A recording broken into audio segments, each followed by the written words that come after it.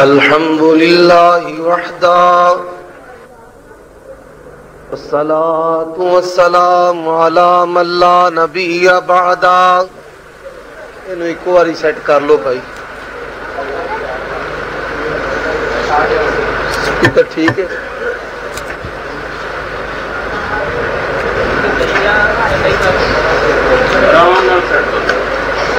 Set ہے جی.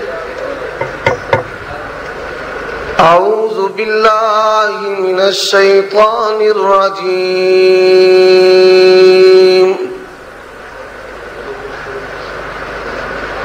وَأَقِيمُوا الصَّلَاةَ وَآتُوا الزَّكَاةَ وَأَطِيعُوا الرَّسُولَ لَعَلَّكُمْ تُرْحَمُونَ.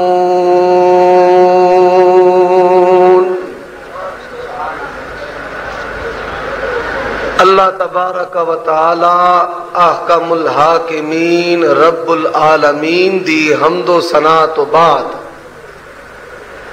نبیاں دے سردار جناب محمد الرسول اللہ صلی اللہ علیہ وآلہ وسلم دی ذات اقدس تے ان گنت لا تعداد بے شمار درود و سلام ہوں. سورت النور دی ایک آیت میں توڑے سامنے تلاوت کیتی ہے. خطیب میں اردو دا علماء دا حکم ہے بھئی پنجابی دے اندر بیان کرنا ہے. جے کدے پلیکھا اردو دا بھی لگ جائے تے بھئی درگزر فرمایا جائے. یہ برابر سمجھی جانی ہے. اچھا جو مناسب سمجھے. اچھا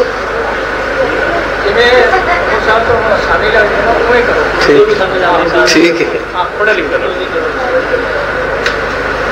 اللہ تبارک و تعالی کی حمد و ثنا کے بعد نبیوں کے امام پاک بازوں کے سردار نبی آخر الزمان جناب محمد الرسول اللہ صلی اللہ علیہ وآلہ وسلم کی ذات اقدس پر ان گنت لا تعداد بے شمار درود و سلام ہو. سورت النور کی میں نے ایک آیت کریمہ تلاوت کی ہے جس میں اللہ تبارک و تعالی نے یہ بات ارشاد فرمائی ہے نماز قائم کرو زکوٰۃ ادا کرو. کس طرح نماز قائم کرنی ہے زکوٰۃ ادا کرنی ہے طریقہ بتا دیا. وَأَطِيعُوا الرَّسُولَ رسول کی فرما برداری کر کے نماز رسول کی اطاعت کے مطابق زکوٰۃ رسول کی اطاعت کے مطابق ہوگی تو انعام کیا ملے گا؟ لعلکم ترحمون. نماز مسنون نماز محمدی نماز نبی ادا کرو گے تو اللہ تم پر رحمت نازل فرمائے گا. مجھے جو موضوع دیا گیا ہے وہ ہے نماز محمدی اور نماز حنفی. اب اس مختصر وقت میں رسول اللہ صلی اللہ علیہ وآلہ وسلم کی نماز قرآن و احادیث کی روشنی سے بیان کروں گا اور مروجہ وہ نماز جو بلا دلیل ہے کہ جس کی دلیل نہ اللہ کے قرآن میں ہے نہ نبی کے فرمان میں ہے جو دیوبندی اور بریلوی پڑھتے ہیں. اب چند تمہیدی باتیں سماعت کر لیں. پوری روئے زمین پر اسلام کے نام پر جتنے بھی گروہ ہیں وہ حنفی اشعری ہو حنفی ماتریدی ہو حنفی جہمی ہو حنفی مرجی ہو حنفی دیوبندی ہو حنفی حیاتی ہو حنفی اشاعتی مماتی ہو حنفی بریلوی ہو حنفی نقش بندی ہو حنفی قادری ہو حنفی سہروردی ہو حنفی چشتی ہو کوئی بھی فرقہ ہے وہ شافعی ہے وہ مالکی ہے وہ حنبلی ہے کوئی بھی گروہ ہے اس کے اور ہمارے درمیان ایک بنیادی فرق ہے. رسول اللہ صلی اللہ علیہ وآلہ وسلم جب اس دنیا سے رخصت ہوئے آپ نے مکمل دین اپنے صحابہ کو تھما دیا صحابہ نے وہ دین پوری روئے زمین پر پھیلا دیا.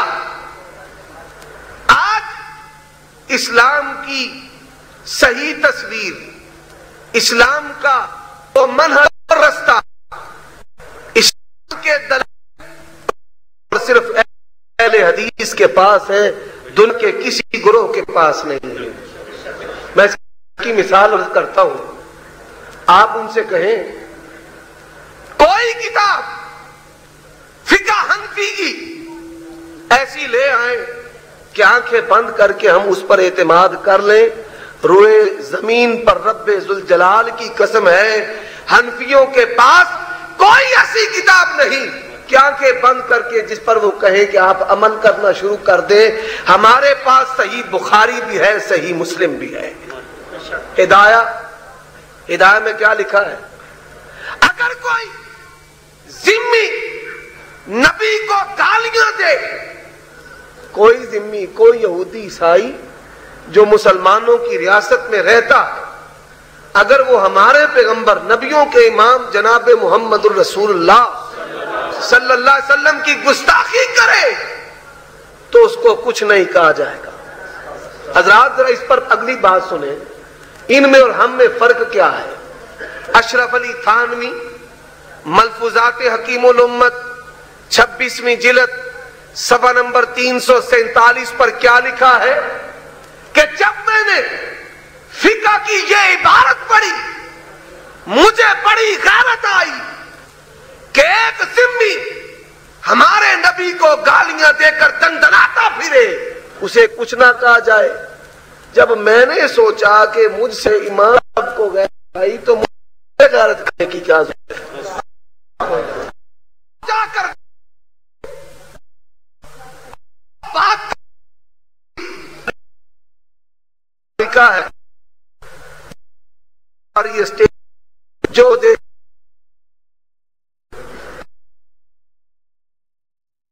دیکھنا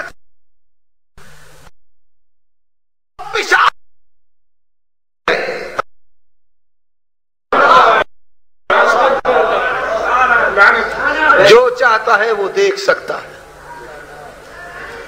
میرے بھائیوں، پہلی بات کہ حنفی کوئی کتاب ہدایہ سے، فتاوی عالمگیری، فتاوی شامی، کنز الدقائق، شرح وقایہ، قدوری، بہشتی زیور، کوئی ایک کتاب پیش کرے کہ یہ اسلام کی صحیح تعبیر اور تصویر ہے.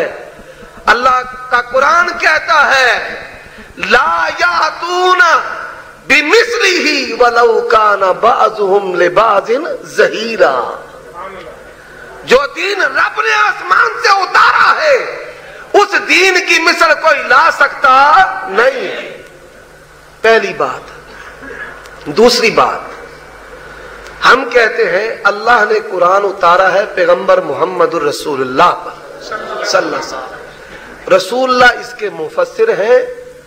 اپنے عمل کے ذریعے، اپنے فرمان کے ذریعے ہمارے پیارے مقتدا، پیشوا، رہبر و رہنما جناب محمد الرسول اللہ صلی اللہ علیہ وسلم نے 23 سال اس کی تفسیر، تبیین، تفسیر، تشریح کی.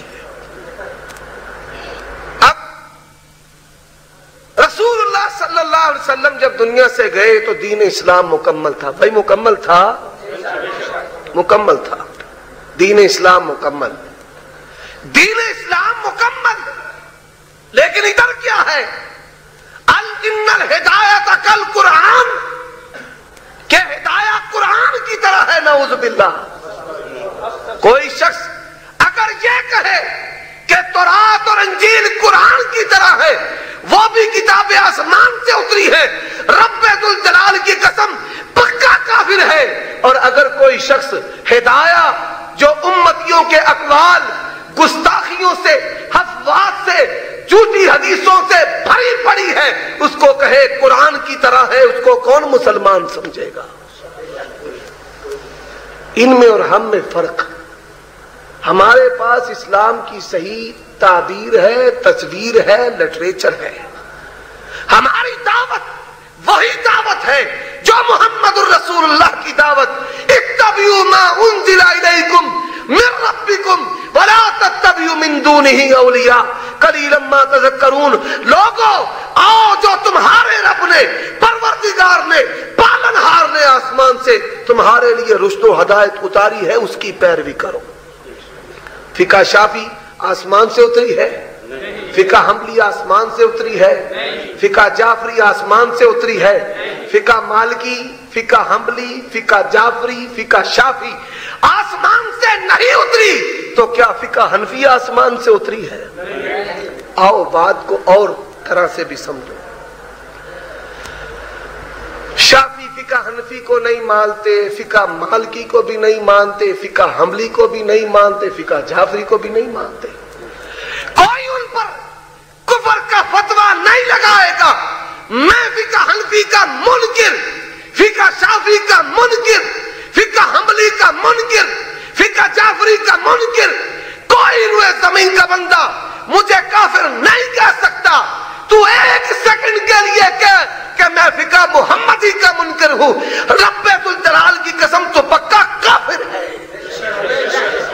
کوئی کہے کہ میں قرآن کو نہیں مانتا، بخاری کو نہیں مانتا، مسلم کو نہیں مانتا، وہ کیا ہو جائے گا؟ کافر. اب یہ کہتے ہیں انگریز کے دور میں پیدا ہوئے، اس سے پہلے ان کا وجود کوئی نہیں تھا، ثبوت کوئی نہیں تھا، یہ بس وہاں آئے. ہم